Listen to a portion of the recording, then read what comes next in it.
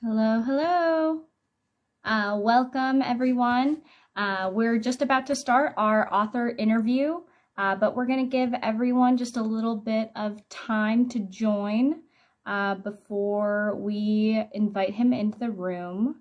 It looks like we've got a couple people right now, so we'll just give it a little bit more time. Also, apologies in advance. This is my first time doing a live.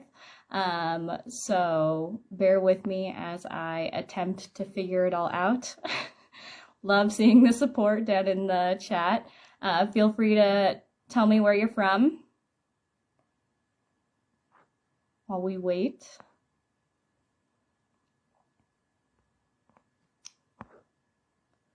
We'll give it just another minute before I start the introductions. Welcome. Hang out just for a little while. We're about to start our author interview. Feel free to tell me in the comments where you're joining from.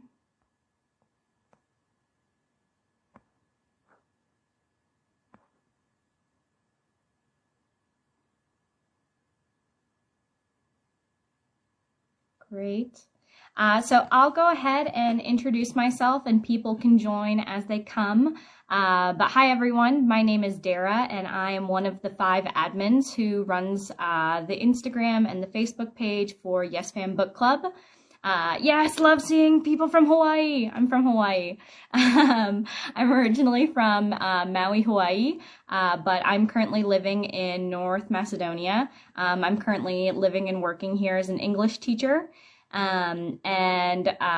Lots of you already follow us, obviously, here on the page, so a lot of you know who we are and what we do, but we've got a ton of new followers recently. So for those of you who don't know what the Yes Fam Book Club is we're a subgroup community from a popular YouTube channel called Yes Theory and Seek Discomfort, and we as a book club are trying to spread the Seek Discomfort message and the Yes Theory mission through reading books and interacting with strangers through our love and passion through literature.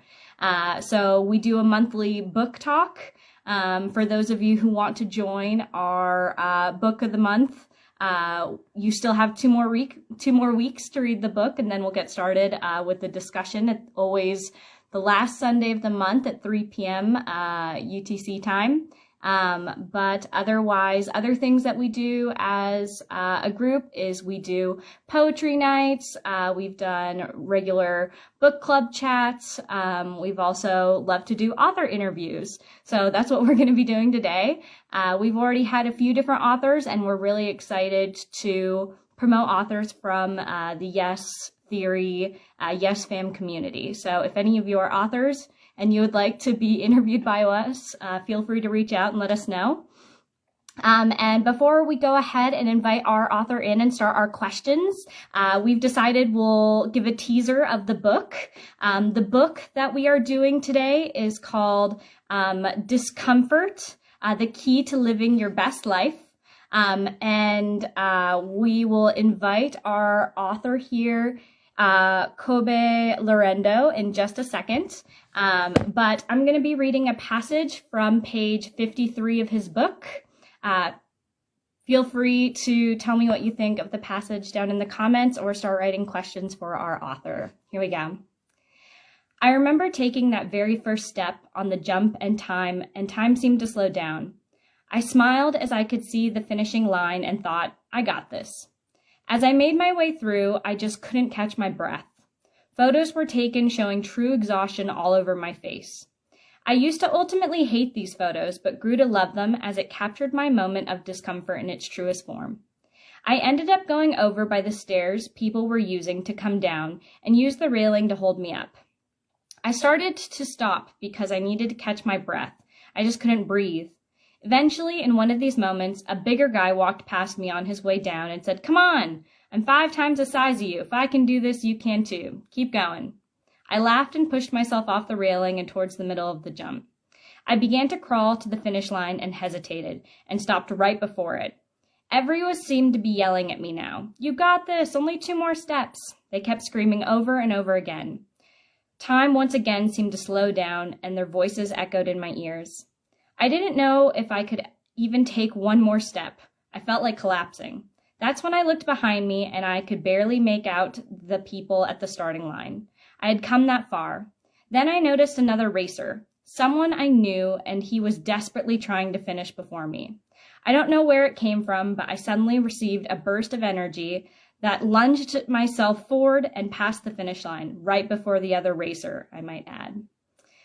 So this excerpt is from a chapter where Kobe decided to enter in a competition for running up one of the steepest slopes in the entire world.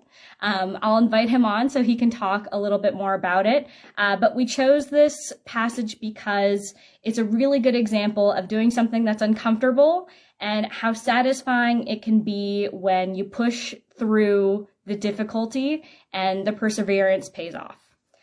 So let me invite in our author now.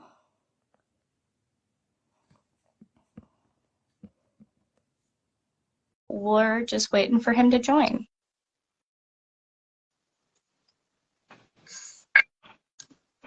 Just a second here. There we go. Woo! There we are. Hi. How's it going? Good. Nice to meet you, Kobe.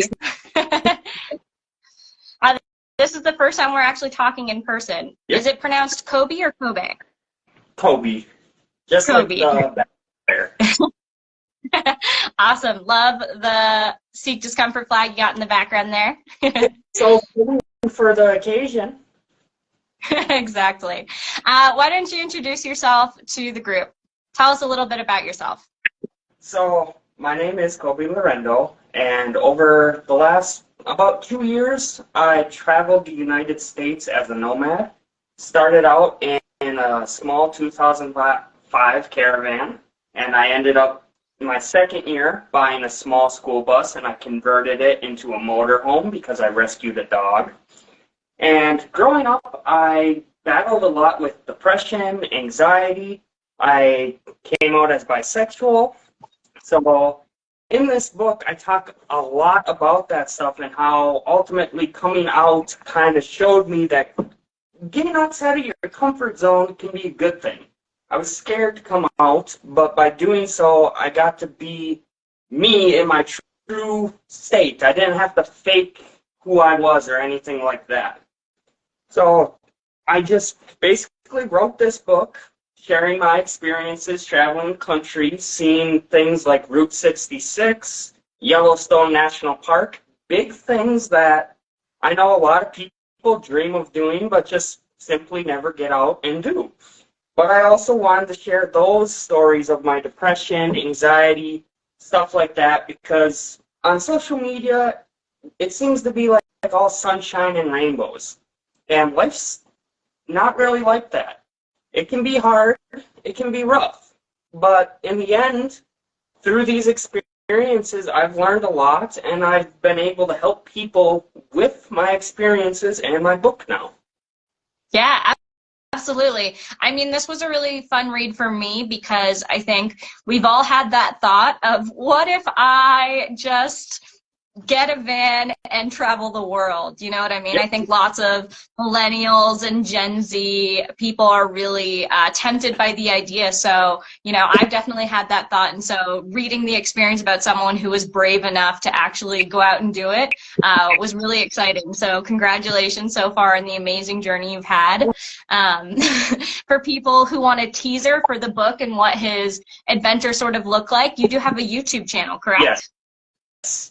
Yep, and that is called Living the Dream. It's actually the profile that I'm using right now for the live stream, and later on when we make a post, I'll try to be in there and make some comments. If you guys have any questions later on for people that aren't live right now, if you're watching this later on and you want to put a comment asking a question, please do so. I'll read every single comment. I'll reply to questions you guys have. So please feel free. Yeah, and we'll tag the account for the YouTube and for his Instagram so you guys can find him easily. Great. So let's go ahead and start talking about this book and a little bit more about yourself. I just was curious, since we're a big group of book lovers and we talk about books all the time, who's an author that really inspired you? So, not really a published author just yet, but funny enough, I'd say Matt was a big influence when it came to writing this specifically. I don't know if anyone remembers this, but probably a year and a half ago or so, Matt from Yes Theory had what he called, I think, voice notes, and he talked a lot about what he was going on, like what was going on in his life, whether it was like anxiety or some family matters, whether it was writer's block on the book. He talked about things such as writing the entire book and then completely deleting it. I think he said like 3 or 4 times because it just didn't have that feeling to it. So it was something that obviously Yes Theory and Seek Discomfort has already played a major part into me and my life experiences, but sitting down and hearing Matt talk about, like, this is how I'm writing a book right now, these are the problems I'm having, this is how I'm overcoming these problems, it actually really benefited me and just really helped shape the book. That's amazing. So it's an author who is about to be published. His work is coming out this year in December. For those of you who don't know, Matt is one of the original founders of the Yes Theory channel that I was mentioning that we're a subgroup that we're a part of. And yeah, I'm incredibly excited for the book, and we're really hopeful that Matt and the rest of the team will let us promote it. So you know, we love doing this, and I'm so glad to hear that, you know, he was a major inspiration to you. And I'm, you know, who knows, maybe he'll see this and he'll, you know, really realize the impact he's had on the community. If I just want to take a moment, that's a good thought, actually. Take a moment. If Matt does happen to see this, I just want to thank you, Matt, for being that big inspiration. And if you ever want to, please feel free to DM me. I will gladly mail you a copy of this book absolutely free, Matt. You were a big inspiration, so I'd be honored to share it. Yeah, and you know, since we're on the topic, one of my questions for you is actually, why did you dedicate the book to the Yes community itself?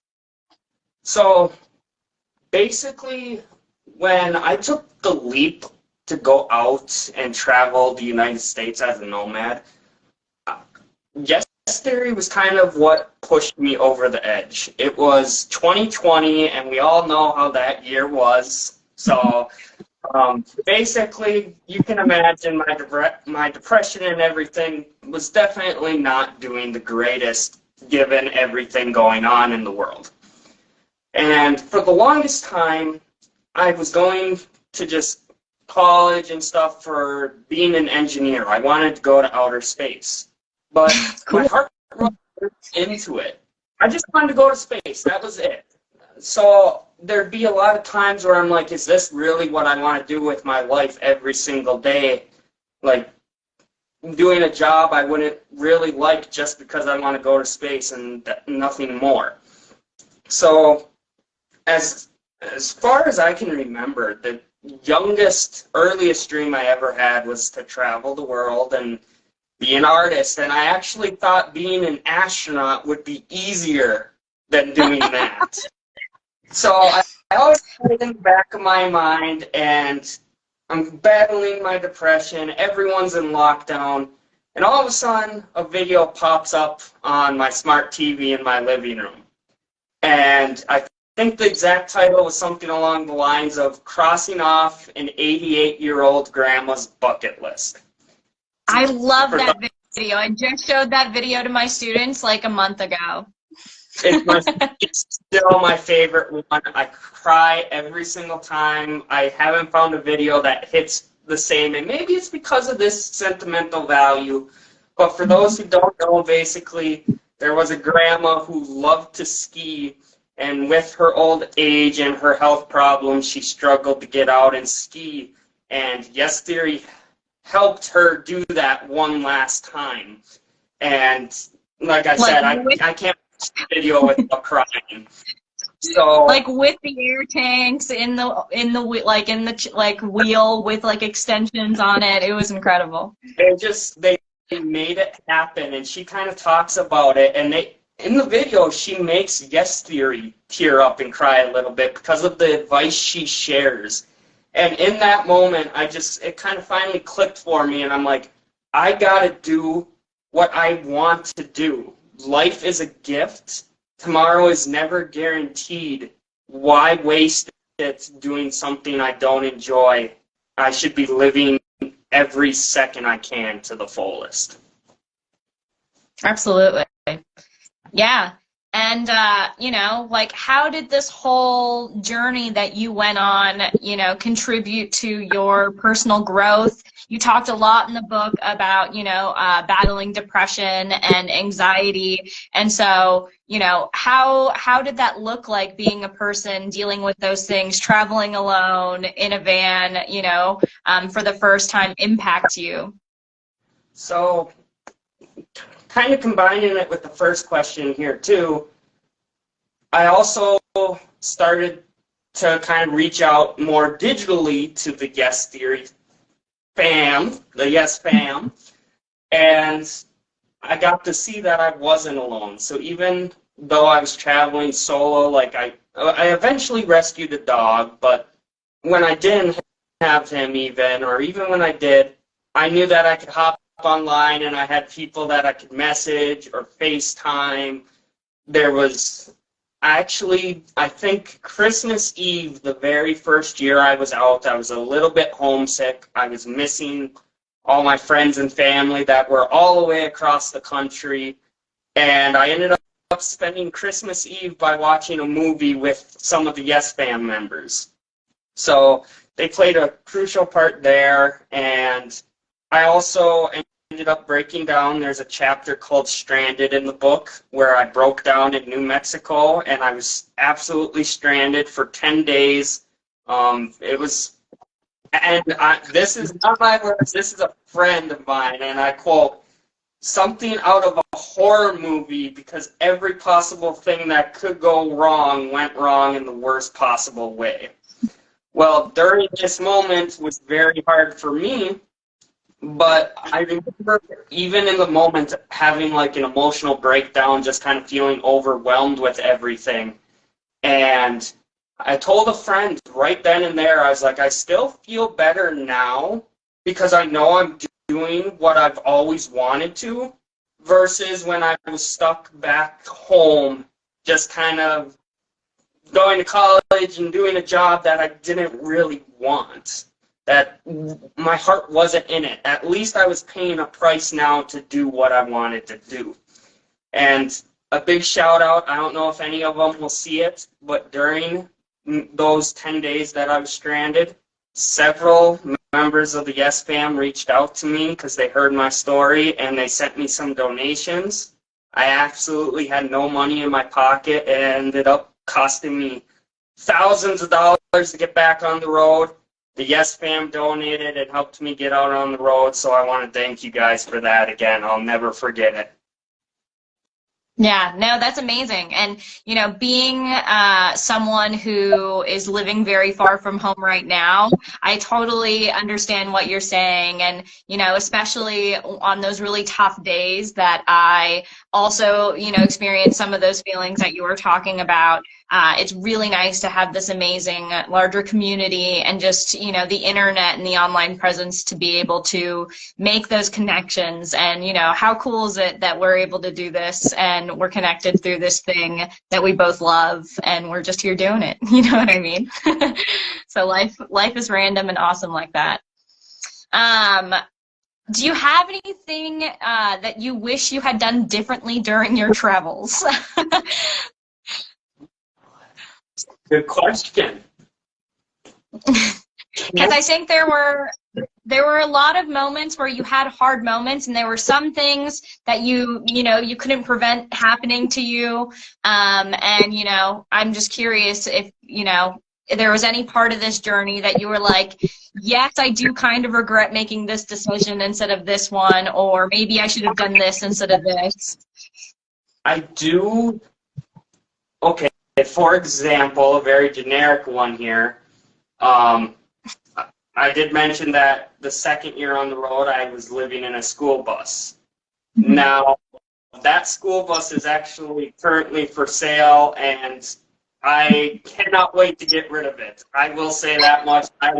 I just want it out of my hands. Personally, it does not fit for me, and I learned that lesson the hard way. But looking back on it, too, I was also in a very tough position for, like, the bus specifically. What happened was I told my landlord that I was already leaving my apartment on this day, and I threw away pretty much all my belongings. I quit my job, and I was saving up for a motorhome. By the time I got all the money for the motorhome, I couldn't find one for sale anymore. So now I quit my job, I moved out of my apartment, no motorhomes are for sale.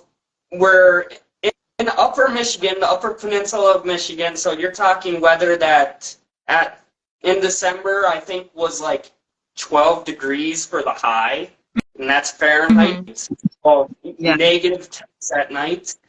I had to do something. I had to make a decision. So instead of getting my job again and going back into my apartment or trying to find another apartment, I ended up buying the bus. I drove it. I liked it. It felt similar to my Caravan, believe it or not. And I took the chance. I made the most of what I had at my disposal pretty much. And looking back, I'm 24 years old. In general, there's not a single thing in my life that I regret, because I know day in and day out I'm trying my absolute best, and hey, sometimes that's not going to be good enough. I'm going to make mistakes. I'm human. It is what it is, but it's important that I learn from those mistakes and use it moving forward. Absolutely. But if you had the option, maybe you would have bought a motorhome instead. Absolutely. Fair enough, fair enough. And for those of you who don't know, Kobe's best travel companion during this whole adventure was a dog that he ended up getting. And I wanted to ask you, how is Rocky doing? Doing amazing. Absolutely amazing. It has been interesting, though, because over the last year, I've gotten a job now that requires me to settle down and not travel. And it's interesting to see him, because one of the previous owners to me basically was saying that, like, he hates traveling, he hates being in a vehicle. I kid you not, this dog loves traveling more than food itself. When he knows going somewhere, it's like I can't hold him back. He is dragging me across the parking lot, booking it for the vehicle. He is so excited. Yeah. Yeah. I knew when I was doing this interview, I was like, I have to ask about Rocky. I really hope you still have Rocky. I hope Rocky's doing well. Is Rocky living with you in your new space now? Absolutely. Yep. He's with me. And yeah, he's going to be actually turning 4 years old next month. So I'm currently planning on, like, how am I going to celebrate his birthday? Because last year I took the day off and brought him to the dog park. He got a pup cup. He got a giant bone about that big. Went out to the lake on some hikes. I'm like, I don't know how I'm going to top that for him.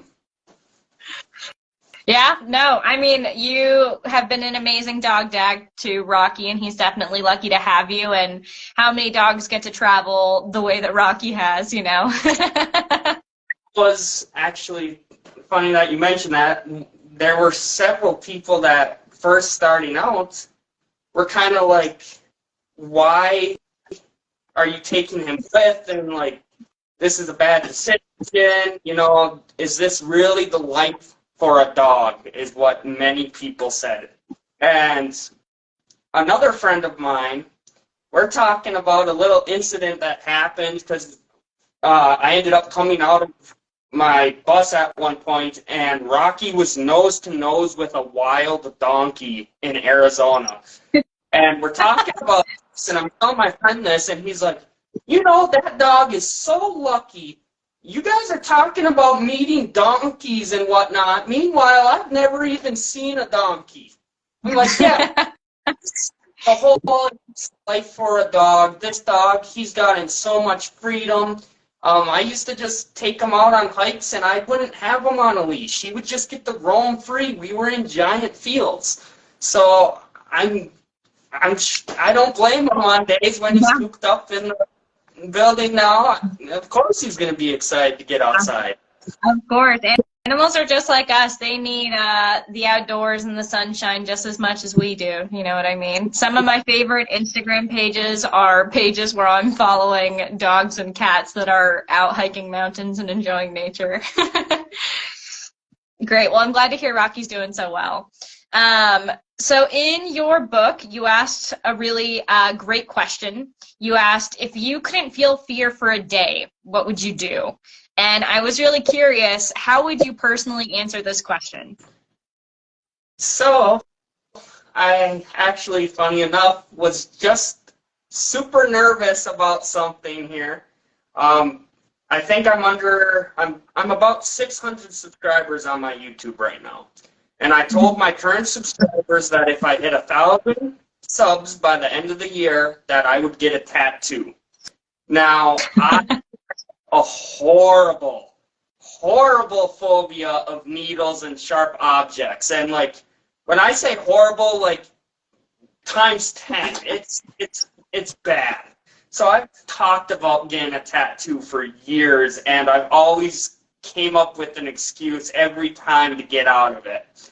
But now, my subscribers are getting excited about it, and I'm a man true to my word. Like, I hated the cold, I still do, but I promised if I got 500 subs by the end of April, I would do the polar plunge in Lake Superior, and I did it in, like, I think 37-degree water. So I'm a man of my word. They're making me stay true to my word, and that's something I was just talking prior to this interview. I am terrified.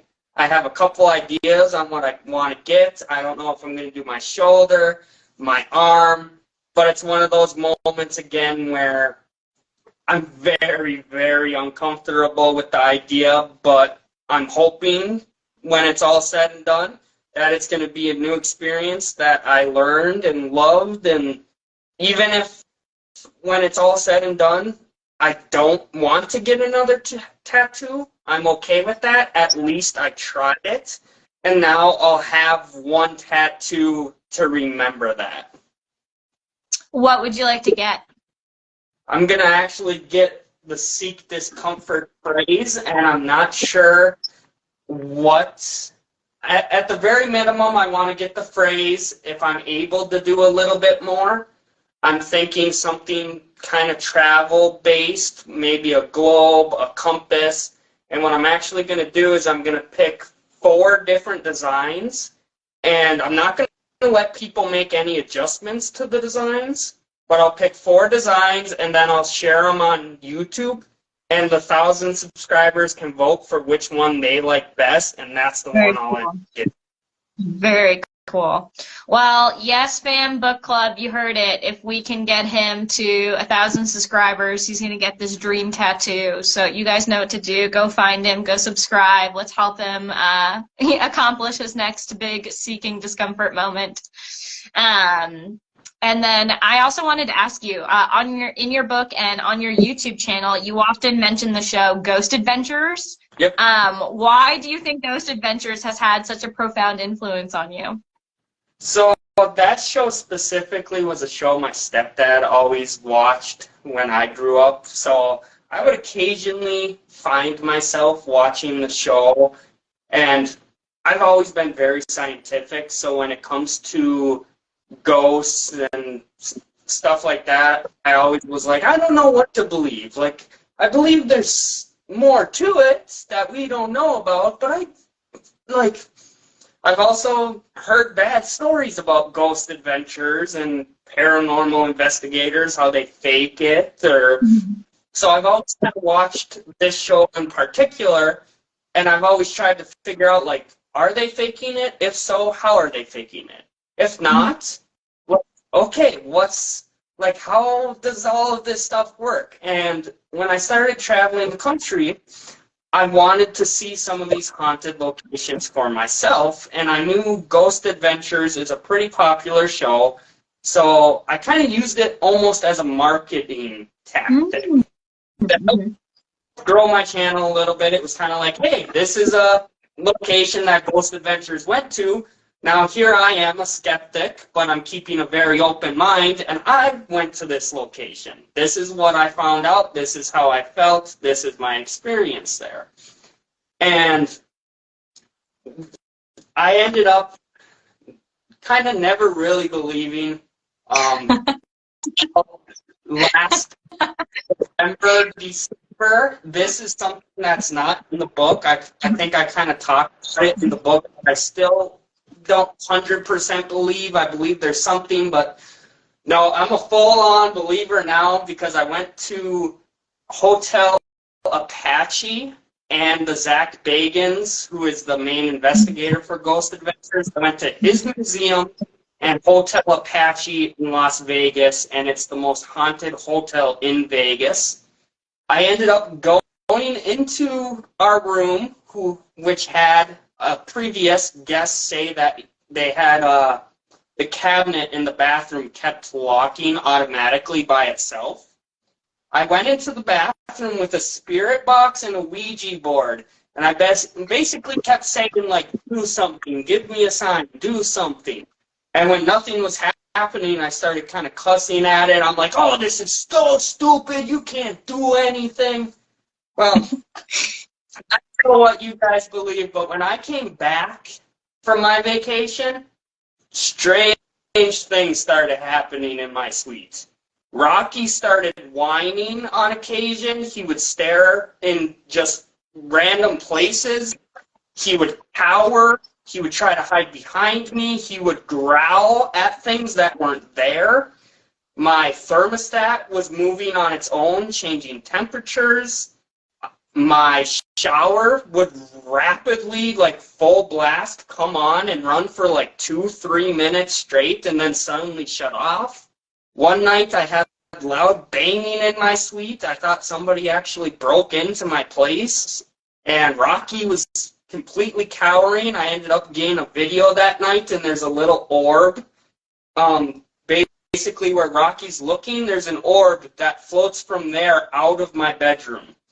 And I ended up saying that night, like, you're not welcome here, you need to leave. And I just repeated that like 3 times.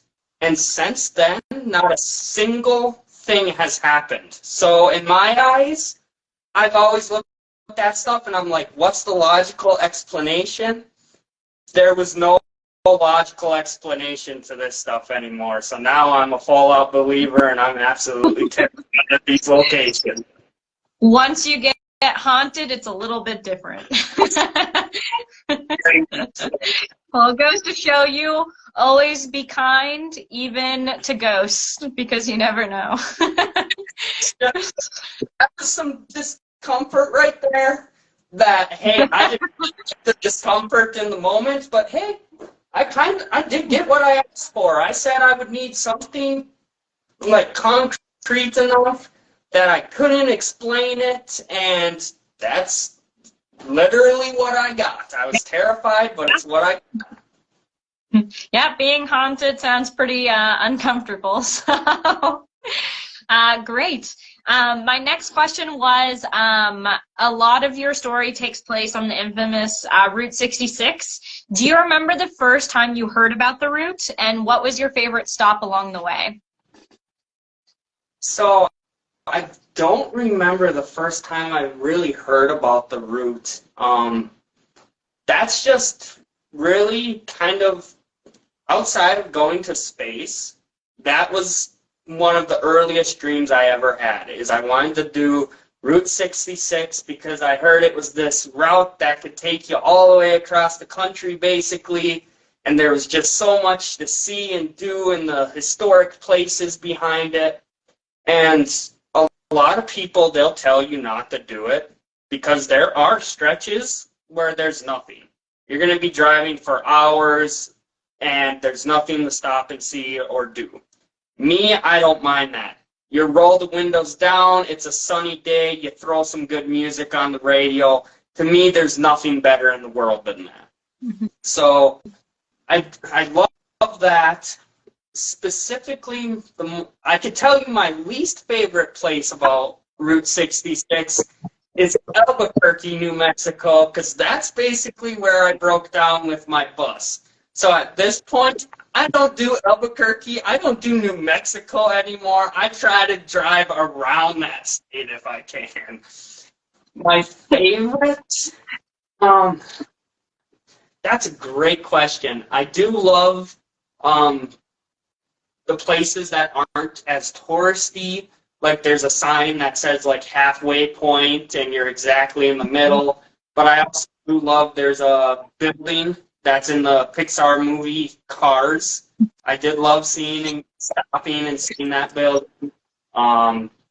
If I had to pick one exact location, I would think my favorite would be the Santa Monica Pier, where it unofficially ends. It's not really the true ending to Route 66, but I say that specifically because probably about 10 years ago now, I took my first ever vacation on a plane, and my dad brought all of us down to the Santa Monica Pier, and that's the only spot on Route 66 that I've ever been with family on.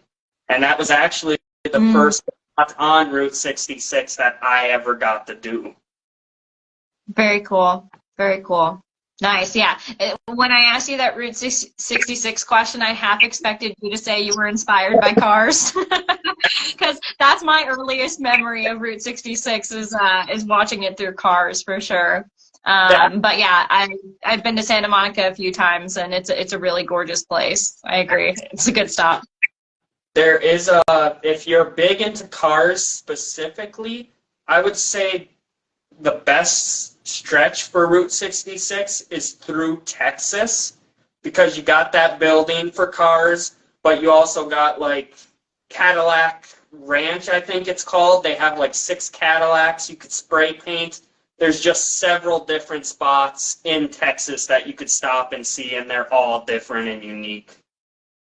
Very cool. Nice.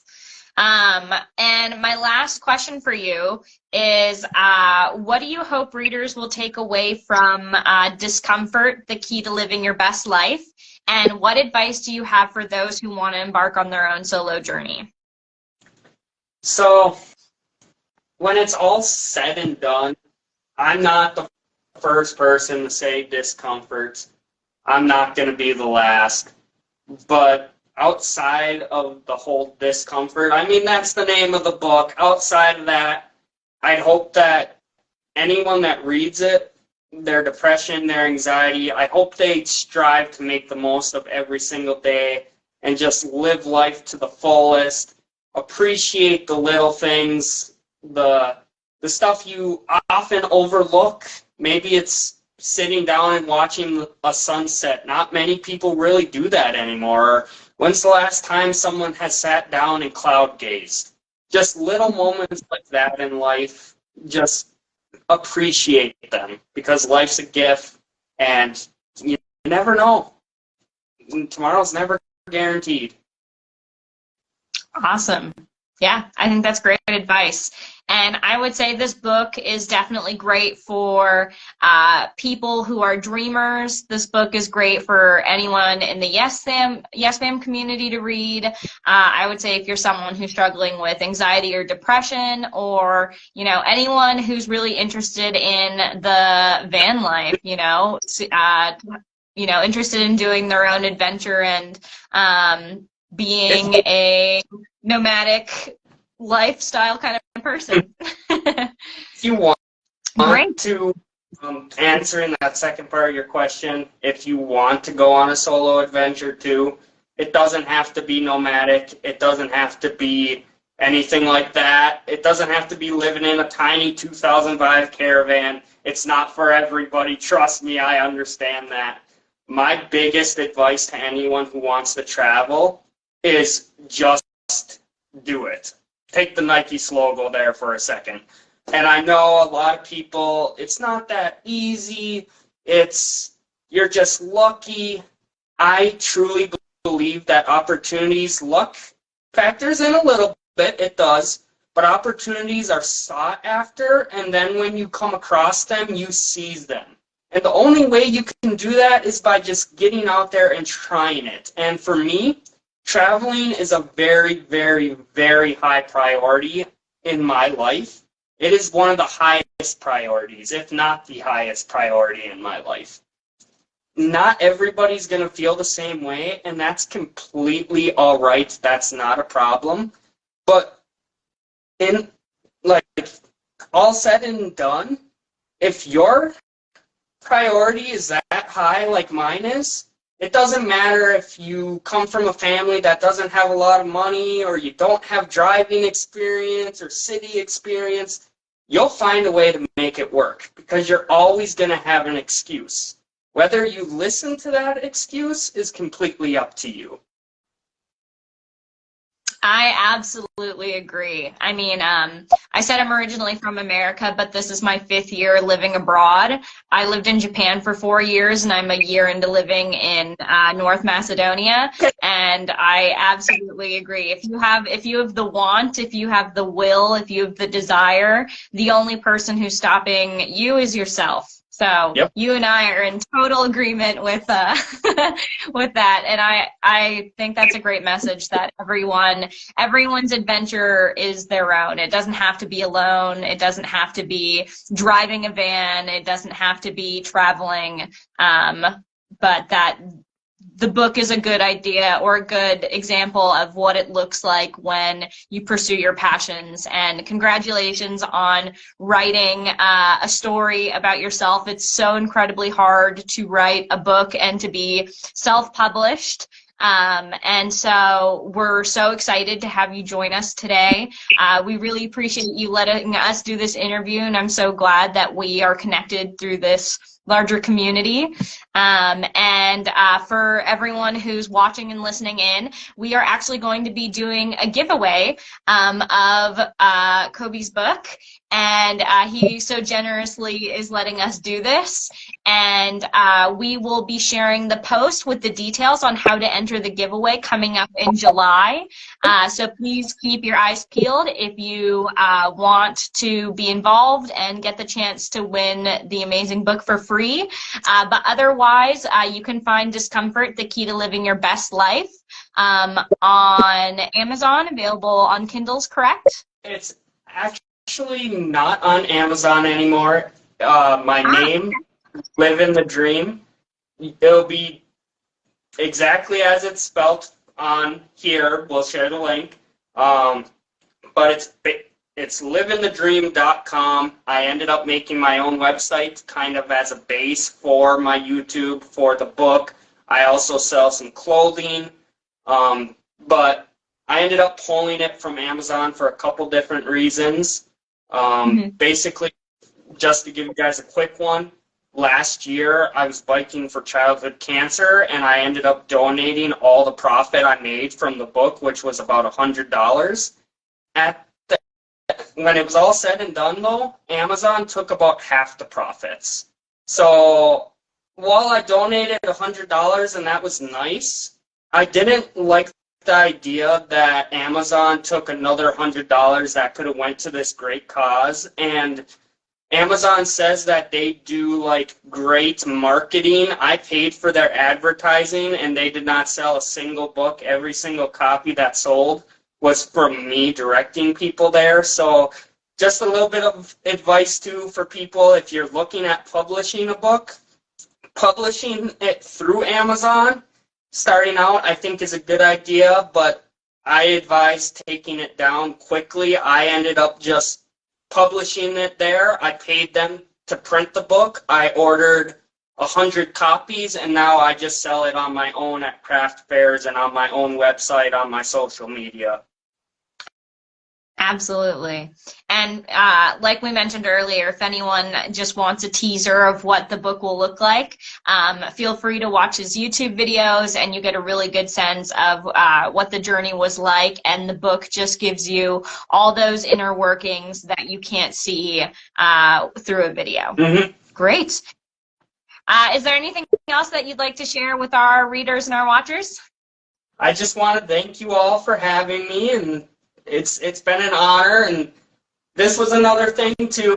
I'm so nervous, as you mentioned. It was your first Instagram Live. It's my first Instagram Live. It is my first author interview. So you might think that like, oh, he's a YouTuber.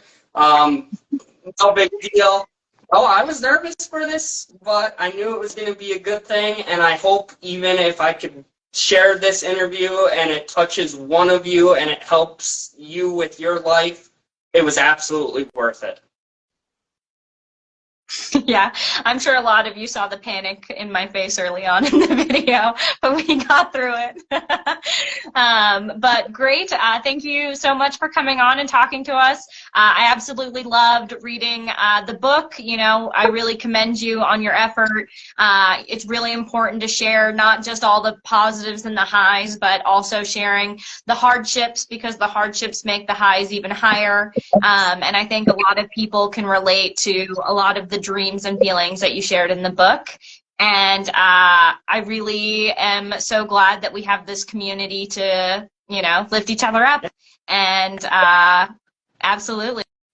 And thank you so much for your time.